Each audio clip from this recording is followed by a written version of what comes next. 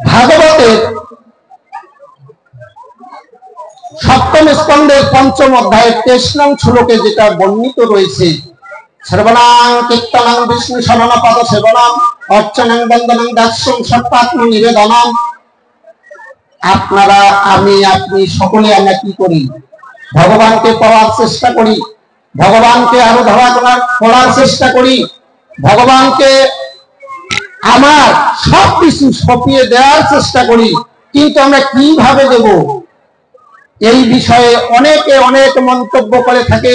অনেক সাধু অনেক কথা বলে, অনেক গুরু অনেক কথা বলে, অনেক সম্প্রদায় অনেক কথা বলে থাকে। কিন্তু শাস্ত্র কি বলেছে আজকে আমি তাহাই আপনাদের কাছে বর্ণিত করব। জয় জয় ভাগবত প্রতি প্রমানন্দে একবার। আমি বিশেষ করে মায়েদের উদ্দেশ্যে বলছি, যাহা শাস্ত্রে বর্ণিত রয়েছে, যখন মায়েরা যখন হরিধ্বনি হবে তখন মায়েরা শুধু উলোধ্বনি করবেন, হাত দুটো উপরে ভাসাবেন না। এভাবে হাত ভাসানো মায়েদের নিষেধ রয়েছে। কারা ভাসাবে? পিতৃভক্ত যারা বাবারা, দাদারা, কাকারা রয়েছেন তারা হাত এভাবে ভাসাবেন, মায়েরা হাত জোর করবেন এবং উলোধ্বনি প্রদান করবেন। জয় জয় সাধুগুরু বৈষ্ণব প্রতিমানন্দে একবার। তারপরে কয়েকজন মা হাত ভাসিয়েছিল না। ইতিপূর্বে গীতা পাঠক বলে গেছে যে কোন সঙ্গীত, কোন গান, কোন হরিধ্বনি, কোন নাম, শালীনতা বজায় থাকতে হবে। যদি শালীনতা ভঙ্গ হয় সেই হরিধ্বনি হরিধ্বনি হতে পারে না, সেই গান হতে পারে না, সেই কীর্তন হতে পারে না। তাই মায়েদের শালীনতা রক্ষার জন্য শুধু হাত জোর করবেন, কখনো এভাবে হাত ভাসিয়ে হরিধ্বনিতে অংশগ্রহণ করবেন না। হাত জোর করে উলোধ্বনি দেবেন।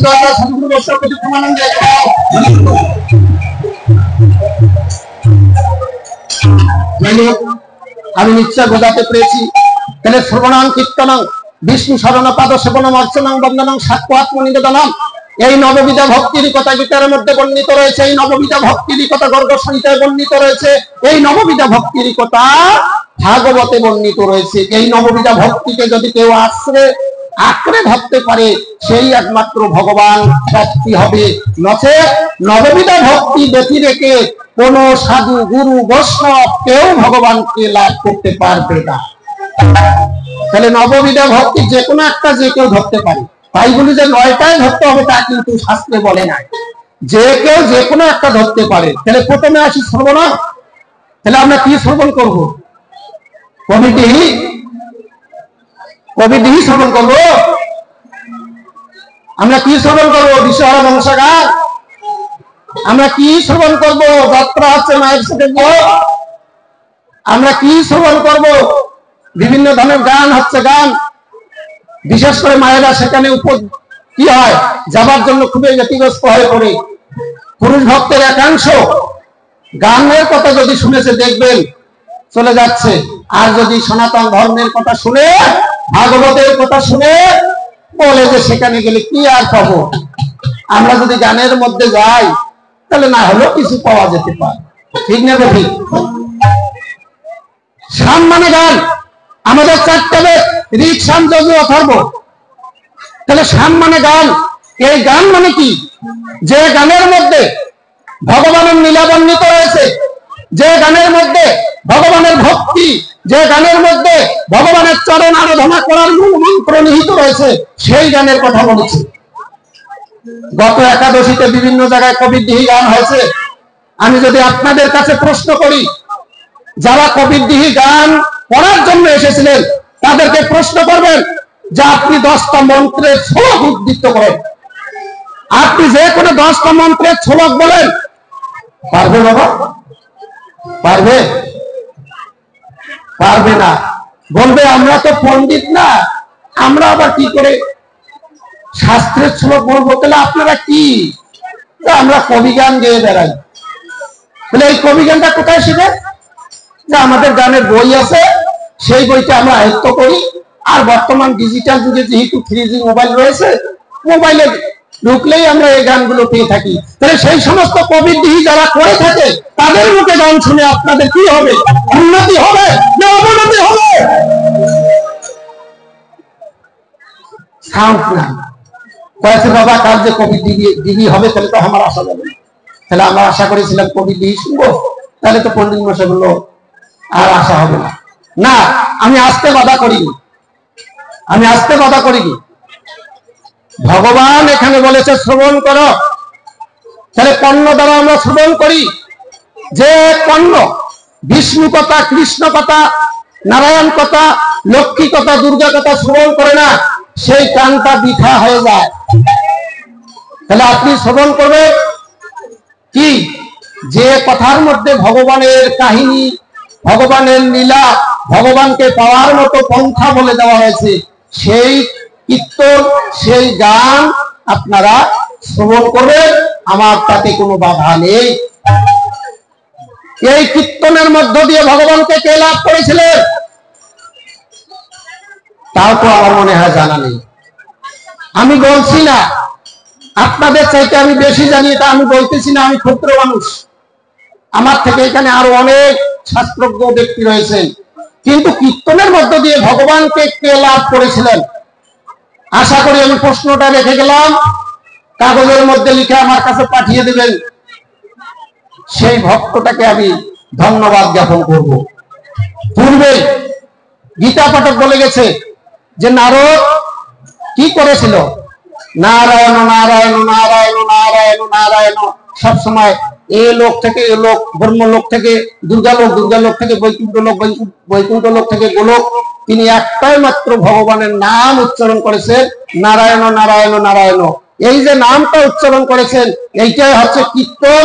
আর এই ব্রহ্মর্ষি নারদ কীর্তন করে ভগবানকে লাভ করেছিলেন। এখন বুঝতে পেরেছেন? তাহলে আর কাগজে লিখতে হবে না, আমি বলে দিলাম। তাহলে আমরা কোন কীর্তন শ্রবণ করি বলেন তো? যদি অষ্টপ্রহর হলো তাহলে কি করতে হবে? অষ্টকালীন লীলা কীর্তন করতে হবে। তাহলে অষ্টকালীন লীলা কীর্তন কি করবে?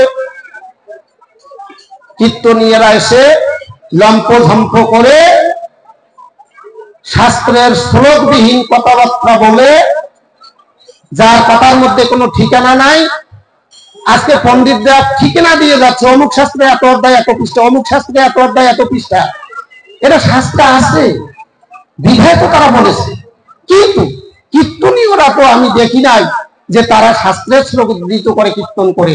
কারণ মোবাইলের মধ্যে কীর্তন দেখে দেখে তারা ওই অষ্টকানের লীলা কীর্তন করে। আর এই অষ্টকানের লীলা কীর্তনে দেখবে এখানে যত লোক হয়েছে তার দ্বিগুণ লোক হয়ে যায়। জয় জয় সাধুগুরু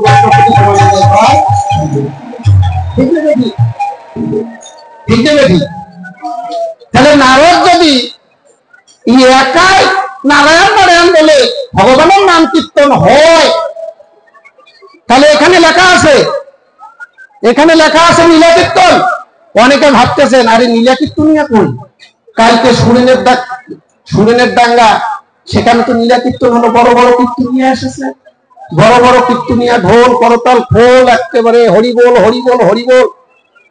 এখানে তো লীলা কীর্তন নেই। আসলে এখানে লীলা কীর্তন নেই বাবা, এখানে সেই লীলা কীর্তন আছে যে লীলা কীর্তন নারদ করেছিলেন। যে লীলা কীর্তনের মধ্যে ভগবানের রূপ রস গন্ধ থাকবে, সেটাই হলো লীলা কীর্তন। তাহলে আপনারা পুরাণ শ্রবণ করবেন, কলৌ যুগে বিশেষণ পুরাণানাম ছন্দনাদ্দিতে নাস্তি ধর্মপথ করে পুংসাং নাস্তি মুক্তি পথ। আপনারা জেনেছেন কলিযুগের প্রারম্ভে রাজা পরীক্ষিত গঙ্গা নদীর তীরে মঞ্চ সাজিয়ে 7 দিবস ব্যাপী কি করেছিলেন? ভাগবত শ্রবণ করেছিলেন। কেন মিউজিক হয় না? কি জন্য বসে আছে? তাহলে ভাগবত শ্রবণ করেছিলেন। এই জন্য কলির জীবের মানুষ যদি পুরাণ শ্রবণ না করে, শাস্ত্র কথা শ্রবণ না করে, তাহলে কখনো মুক্তি লাভ করতে পারবে না। যতই আপনি হরিনাম কীর্তন করেন আর হরিনাম গান করেন, পুরাণ শ্রবণ করতে হবে, পুরাণ আদি শাস্ত্র শ্রবণ করতে হবে। তারপরে কথাটা বলেছে হরের নামইব নামইব নামইব মম জীবনম করৌ নাস্তিব নাস্তিব গতির অন্যতা বিহর নাম দিয়ে পুরাণের 8টি যোদ্ধার 126 নং শ্লোক। যে আগে পুরাণ শ্রবণ, আগে পুরাণ শ্রবণ, পুরাণ শ্রবণ করলে কি হবে আমরা আগে জানবো। হরিনাম করা আগে জানবো, তারপর কীর্তন করব। কিন্তু আমরা জানতে চাই না, কীর্তন করতে চাই, যার কারণে অনেক নাম যজ্ঞের আসরে যা দেখবেন আইয়ামে ডিস্কো ড্যান্সার দিয়ে কীর্তন করা হচ্ছে, ঝুমুর দিয়ে কীর্তন করা হচ্ছে, রঙ্গ রসে কীর্তন করা হচ্ছে। ঠিক নেবে ঠিক বাবা? কেন? তারা তো জানে না, কীর্তনীরা তো জানে না যে কিভাবে কীর্তন করতে হয়। কীর্তনীরা জানে যে মানুষের উল্লাস কিভাবে জাগানো যায়। মানুষের উল্লাস জাগানোর জন্য তারা কি করে? ড্যান্সিং কীর্তন করে, তারা ঝুমুর কীর্তন করে। কিন্তু না, ভগবানকে পেতে হলে সেভাবেই কীর্তন করতে হবে যাতে চোখের জলে ভগবানের চরণ ধৌত হয়ে যায়। আপনারা জানেন এখানে গীতা পাঠক বলেছে, যেখানে পুরাণাদি শাস্ত্র গীতা পাঠ হয় সেখানে ভগবান শ্রীকৃষ্ণ রাধা সহ উপস্থিত হয়। তাহলে আপনারা মনে করবেন যে এখানে ভগবান নারদ আদি ঋষিগণ শ্রীকৃষ্ণ রাধা সহ উপস্থিত রয়েছে, প্রত্যেকের সামনে উপস্থিত রয়েছে। আমরা যখন শাস্ত্র কথা শুনবো, কীর্তন শুনবো, আমাদের চোখের জল দেব তাদের চরণে পড়ে, তাহলে তো কীর্তন শোনা সার্থক হবে। আর যদি আপনারা অতিরঞ্জিত রঙ্গরসে মজেন, তাহলে সেই কীর্তন কীর্তন নয়, সেটা হচ্ছে কি? অতিরঞ্জিত খোরাক, অর্থাৎ সাত্ত্বিক, রাজসিক, তামসিক সেই গান বাজনা, সেই কীর্তন, সেই লীলা কীর্তন, সেই অষ্টকানের লীলা কীর্তন তামসিকে পরিণত হয়ে যায়। আশা করি আমি বুঝাইতে পারছি। তাহলে এই গেল কীর্তন, তারপরে শ্রবণ, শ্রবণ গেল, কীর্তন গেল। তাহলে শ্রবণ কীর্তন বিষ্ণু স্মরণ। আমরা বিষ্ণুকে স্মরণ করব কিভাবে? আমরা যদি স্মরণ করাই না জানি, তাহলে আমরা বিষ্ণুকে স্মরণ করব কিভাবে? তাহলে আমি প্রথমে বলেছি কৃষ্ণের নাম কে আমায় শোনাবে? কই উত্তরটা কিন্তু বলা হয়নি। তাহলে কৃষ্ণের নাম কে শোনাবে? এই কৃষ্ণের নাম শোনাবে আপনাকে একজন গুরুদেব, আচার্য ব্যক্তি। তাহলে তিনি যেভাবে কৃষ্ণের নামটা আপনাকে শোনাবেন, আপনাকে সেইভাবে স্মরণ করিতে হবে। আর একটা বৈদিক পন্থা রয়েছে যে ব্রাহ্মণ মহাশয়রা যখন কোনো বাড়িতে কর্ম করার জন্য আসে, সর্বপ্রথম একটা মন্ত্র উচ্চারণ করে যে ওম বিষ্ণু তৎ বিষ্ণু পরম পদং সদা পশ্যন্তি সুরায় দিবিব চক্ষুরাত। এটা ব্রাহ্মণের মধ্যে দেখবেন যে তারা এসে প্রথমে এই মন্ত্রটা বলে, আর জল কি করে? জলগুলো তাড়না করে। কিন্তু এটা জল তাড়না করার মন্ত্র না, এটা হলো বিষ্ণুকে স্মরণ করার মন্ত্র। জলে কেন তাড়না করে? জলে বিষ্ণুকে আহ্বান করলো তারা, কারণ জলে স্থলে প্রতিমাতে অভীষ্ট গুরুতে বিষ্ণু হরি পূজা সংঘটিত হয়ে থাকে। বিদায় ব্রাহ্মণ মহাশয় কি করলে? ওইখানে জলের মধ্যে বললেন ওম বিষ্ণু তৎ বিষ্ণু পরম পদং সদা পশ্যন্তি সুরায় দিবিব চক্ষুরাত। তারপরে যখন আপনি কোন ব্যক্তির কাছে, গুরুর কাছে, কাকে গুরু করবেন সেটাও আমি বলে দেব। সেই গুরুর কাছে যখন আপনি দীক্ষিত হবেন, তারপরে সেই গুরু মন্ত্র আপনাকে সর্বক্ষণ জপ করতে হবে। এই হলো স্মরণ। তাহলে শ্রবণ, কীর্তন, স্মরণ, বিষ্ণু পাদ সেবন। আপনি বিষ্ণুর পাদ সেবন কি করে করবেন? আমরা তো এখন ডিজিটাল যুগের মানুষ হয়ে গেছি। আমরা বলি ওই যে ধোনার মধ্যে কি নেওয়া আছে, আমরা মানে সহজ ভাষায় বলি পথ জল। ঠাকুর মশাই পথ জল দেন। কিসের পথ জল? কিসের পথ জল দিল? তাহলে দুর্গা পূজার সময় দুর্গার পথ জল দিল, বলে যে কি মা দুর্গা করে খেয়ে নাও। কালী পূজায় কালীর পথ জল দিল, বিষ্ণু পূজায় বিষ্ণুর পথ জল দিল, কৃষ্ণ পূজায় কৃষ্ণর পথ জল দিল। এটাই হচ্ছে বিষ্ণুর পাদ সেবন। কারণ যে যতমান প্রবদন্তে তানিষ্ঠ ভাইব ভগবান মহামম ভক্তানু বর্তন্তে মনুষ্য সম্বর্ষ পাঠায় মন্ননা ভাবে মত ভক্ত মতটা জীবন নমস্কু মামে অশ্বসী সত্যন্ত প্রতিজানে প্রিয় হচ্ছে তস্মাৎ সর্বসকালে মনুষ্য বিদ্যত মজ্জ প্রীত মনোবুদ্ধি মামে বর্ষাস্ত সংশয়। তিনটা গীতার স্লোগান উচ্চারণ করেছি। কি বলেছি? চতুর্থ অধ্যায় 11তে বলেছে যে যেভাবে আমারে ভজে আমি তাহাই সেভাবে বোঝাই। কেউ যদি কালীতে আমাকে দর্শন করতে পারে, সেও আমাকে পাবে। কেউ যদি কৃষ্ণকে আমাকে দর্শন করতে পারে সেও আমায় পাবে, কেউ যদি আদ্যাশক্তি মহামায়া দুর্গাকে আমার মধ্যে ফোন করতে পারে সেও আমায় পাবে। তাহলে পর্যায়টা কিন্তু আপনি বিষ্ণুদেব পেলেন। আর যদি কোনো বান্দা বলে থাকে, আর যদি কোনো পণ্ডিত বলে থাকে আরে বিষ্ণু চরণামৃত দুর্গা পূজায় আবার হয় নাকি, তাদের উদ্দেশ্যে আমি বলবো ঋগ্বেদের প্রথম মণ্ডলের প্রথম সূত্রের প্রথম নাম মন্ত্রটা খুলে দেখবেন, রগ্নিনা রয়ি মষ্ণবৎ প্রসঙ্গপতি পৃথিবী যশসঙ্গীর বত্ত মামা। তারপর ঋগ্বেদের প্রথম মণ্ডলের প্রথম সূত্রের 3 নং মন্ত্রটা খুলে দেখবেন, অগ্নিনা রয়ি মষ্ণবৎ প্রসঙ্গপতি পৃথিবী যশসঙ্গীর বত্ত মাম। আমরা জানি বেদ ধর্ম অখিল মূলম, বেদ হচ্ছে ধর্মের মূল, সর্ববেদময় হরি, সব বেদকে কেন্দ্র করে হরি অবস্থান করতেছে, আর বেদ হচ্ছে হিন্দু ধর্মের মূল গ্রন্থ। তাহলে সেই বেদ অগ্নি দেবতার বর্ণনা করে শুরু হয়েছে।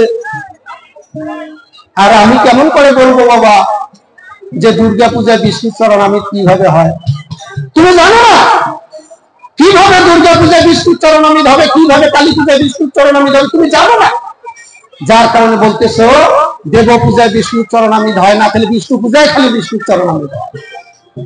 কাছে কাছে আপনারা বই দেখবেন, আপনারা বই পড়বেন, আপনারা ভালো পাণ্ডিত্যের কথা শুনবেন, নচেত আপনারা দুর্গতি প্রাপ্ত হবেন।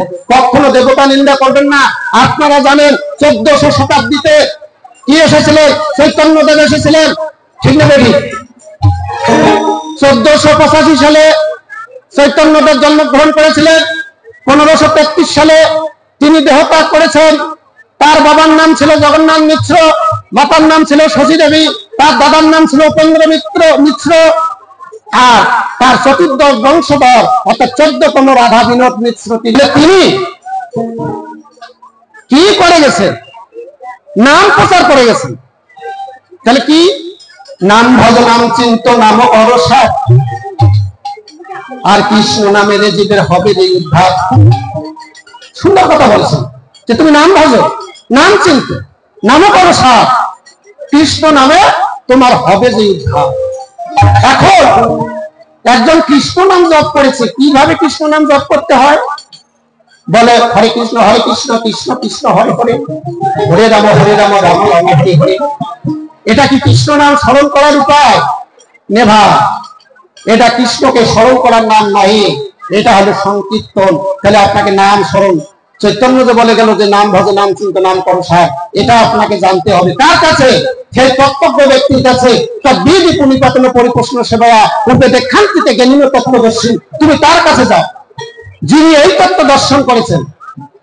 গীতার 4th অধ্যায় 34 নং শ্লোকে ভগবান অর্জুনকে বলেছেন, হে অর্জুন, তুমি জ্ঞান অর্জন অন্বেষণ করতে চাও, তুমি যুদ্ধ করবে না, তাহলে তুমি তার কাছে যাও। কার কাছে? যে ব্যক্তি এই জ্ঞান দর্শন করেছেন। তাহলে সেখানে গিয়ে কি করবে?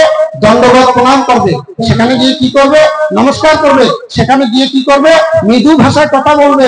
ওই ব্যক্তিটা যেন কখনো বিরক্ত না হয়। আমি আজকে সমস্ত ভক্ত মাতৃকুল পিতৃকুলের উদ্দেশ্যে বলেছি, করজোড়ে মিনতি করছি, মায়েরা আপনারা উঠাউঠি করবেন না, বাবারা আপনারা বিশৃঙ্খলা করবেন না। কারণ আপনারা যদি সৌজন্যতা বোধ না দেখান, বক্তারাও সৌজন্যতা বোধ দেখাবে না। তাহলে আপনারাও সৌজন্য বোধ দেখাবেন, বক্তারাও সৌজন্য বোধ দেখাবে। কাজে সেই ব্যক্তির কাছে যেতে হবে যে ব্যক্তিটা এটা জানে এবং সেই জ্ঞানটা রয়েছে। আচার্যং কুল সম্ভূতং শ্রীকৃষ্ণ ধ্যান তৎপরম একাদ্বি সংরূপিতা সিদ্ধ ভবতি মানব। তাহলে এখন আমি কার কাছে যাব? এখানে গর্গ সংহিতার বিজ্ঞান খণ্ডের 6th অধ্যায় 5 নং শ্লোকে বলে গেল যে আচার্যং কুল সম্ভূতং শ্রীকৃষ্ণ ধ্যান তৎপরম একাদ্বি সংরূপিতা সিদ্ধ ভবতি মানব বিষ্ণু দীক্ষা বিহীনস্য সর্বং ভবতি নিষ্ফল নির্গুরু মুখ দর্শনং ভবপূর্ণ ভবেন নর। জয় জয় গর্গ সংহিতা প্রতিপালনে।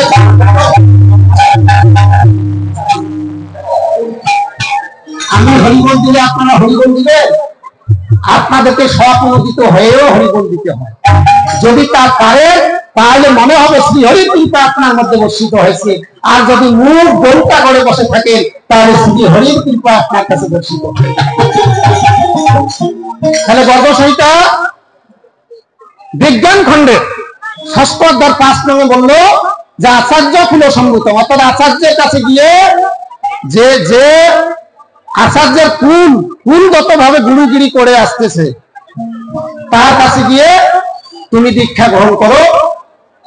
আবার ওই 6ষ্ঠ অধ্যায়ের 7 নঙে বললো যে বিষ্ণু দীক্ষা বিহীনস্য সর্বং নিষ্ফলম। তুমি যদি বিষ্ণু মন্ত্রের দীক্ষা গ্রহণ না করো তাহলে তোমার সমস্ত নিষ্ফল হয়ে যাবে। দীক্ষা গ্রহণ করেনি এমন ব্যক্তির যদি মুখ দর্শন করা যায় তাহলে যে দীক্ষিত ব্যক্তি তার পুণ্য নষ্ট হয়ে যায়।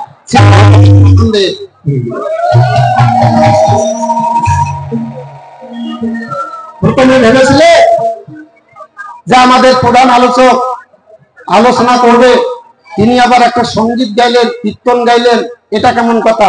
আমি তো আপনাদের মধ্যে জ্যাক লাগিয়ে দিয়েছি, যেমন নাদিস পুরুষ জ্যাক লাগিয়ে দেয় যে কৃষ্ণের নাম কে শোনাবে, এই ব্যক্তিটাই হলেন গুরু, আচার্য বংশী গুরু। এখন আচার্য কাকে বলে, গুরু কাকে বলে, আর ক্ষত্রিয় কাকে বলে, বিপ্র কাকে বলে, এটা যদি আমরা নির্ণয় করতে না পারি কার কাছে গিয়ে দীক্ষা নেব? কার কাছে গিয়ে দীক্ষা নেব বলেন তো? আমরা যদি এটা নির্ধারণই করতে না পারি তাহলে কার কাছে গিয়ে দীক্ষা নেব?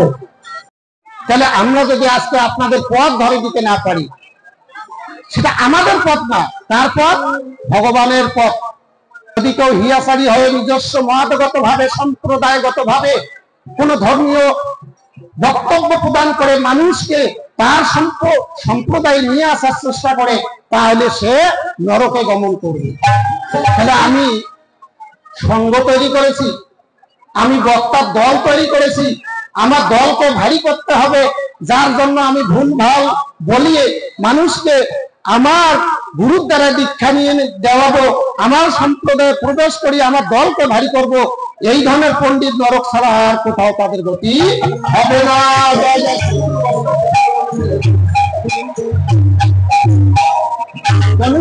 দেখবেন কি আছে যে আচার্য সেই ব্যক্তি, অর্থাৎ গর্ভধানাদি থেকে শুরু করে দশবিধ সংস্কার সমাপনান্তে তিনি উপনয়ন দীক্ষা দিয়ে থাকেন, ওই ব্যক্তিকে আচার্য বলে। এখন বাবা বলেন তো উপনয়ন কে দেয়? কোন ক্ষত্রির ক্ষমতা আছে উপনয়ন দিতে পারে, কোন বৈশ্যের ক্ষমতা আছে উপনয়ন দিতে পারে, কোন ব্যক্তি বলতে পারবে অন্য কোন সম্প্রদায় উপনয়ন দিতে পারে? হ্যাঁ, বর্তমানে বাবা দিচ্ছে। এটা আমাদের অজ্ঞতার কারণে, আমরা জানি না বিধায় তারা আমাদেরকে ভুল ভাল বুঝিয়ে দীক্ষা দিচ্ছে। নিত্যাং মৃত্তিকাং কর্মং যচ্ছানাত কর্ম বৈদিক অনদিত্যাস্য সর্বং ভবতি নিষ্ফলম। এখানে কি বলেছে বৃহৎ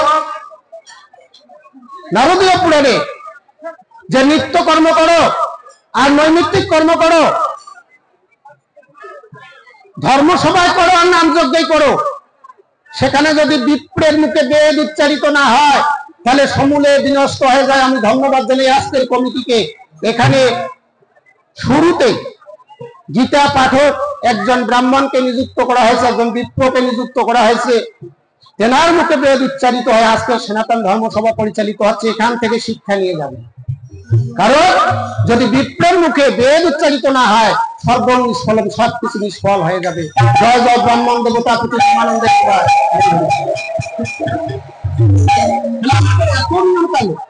এত সহজ সরল বিধান দেওয়া হয়েছে, তারপর আমরা ভুল পথে পরিচালিত হচ্ছি। তাহলে আচার্যের কাছে উপনয়ন দীক্ষা হলো। বর্ণের গুরু হচ্ছে কে? ব্রাহ্মণ। মাতুর বর্ণকে বিপ্র ব্যতি রেখে কেউ মন্ত্র তন্ত্র প্রদান করিতে পারে না। তাহলে বিপ্র কে হয়? এখানে বলেছে জন্ম না যায়তে গেল সংস্কার বীজ উচ্চতে বিদ্যা জাতিতং ক্ষত্রিয় ত্রিরি ভচা। তাহলে কি বললো ৩২ সংহিতার ১৪০ নং শ্লোকে যে জন্ম না যায়তে গেল সংস্কার বীজ উচ্চতে বিদ্যা জাতি সূত্রিয় ত্রিরি ভচা।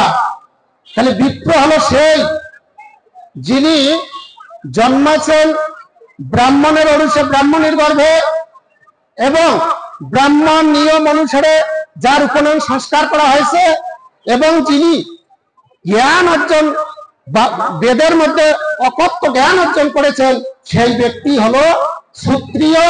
আর বিদ্যা ব্যতি রেখে জন্ম এবং সংস্কার দ্বারা যে হচ্ছে সে হলো বিপ্র।